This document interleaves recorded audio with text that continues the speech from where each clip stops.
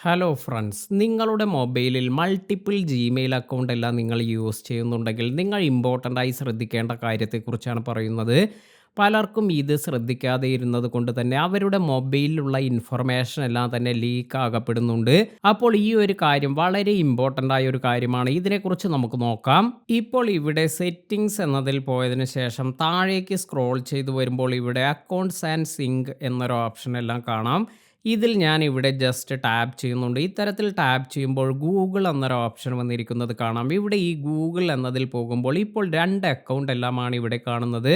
നിങ്ങളുടെ മൊബൈലിലും നിങ്ങൾ ഇതുപോലെ ഓപ്പൺ ചെയ്തതിന് ശേഷം ഇവിടെ എത്രത്തോളം അക്കൗണ്ട് എല്ലാം കാണിക്കുന്നുണ്ട് എന്നെല്ലാം ചെക്ക് ചെയ്ത് നോക്കുക. പലപ്പോഴും നിങ്ങൾ സെക്കൻഡ് ഹാൻഡ് മൊബൈലെല്ലാം വാങ്ങുകയാണെങ്കിൽ നേരത്തെ യൂസ് ചെയ്തിരുന്നവരുടെ അക്കൗണ്ട് എല്ലാം തന്നെ ഇവിടെയുണ്ടോ എന്നെല്ലാം ചെക്ക് ചെയ്തിരിക്കണം. അല്ലെങ്കിൽ നിങ്ങളുടെ സുഹൃത്തുക്കൾക്കെല്ലാം നിങ്ങൾ മൊബൈൽ കൈമാറിയിട്ടുണ്ടെങ്കിൽ അവരുടെ അക്കൗണ്ട് എല്ലാം പല ആവശ്യത്തിന് വേണ്ടി അവർ ലോഗിൻ ചെയ്തിട്ടുണ്ടെങ്കിൽ ഇതിൻ്റെ ഡീറ്റെയിൽ എല്ലാം ഇവിടെ ആഡ് ആയിട്ടുണ്ടോ?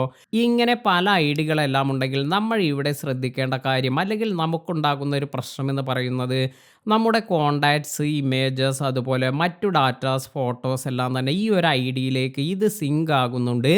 ഇത്തരത്തിൽ സിങ്ക് ചെയ്തിരിക്കുന്ന ഡേറ്റ് എല്ലാം നിങ്ങൾക്ക് ഇവിടെ കാണാൻ സാധിക്കും. ഇപ്പോൾ എൻ്റെ ഈ ഒരു മൊബൈലിലുള്ള ഡാറ്റാസ് എല്ലാം തന്നെ ഈ ഒരു ഐഡിയിലേക്ക് സിങ്ക് ആയിട്ടുണ്ട്.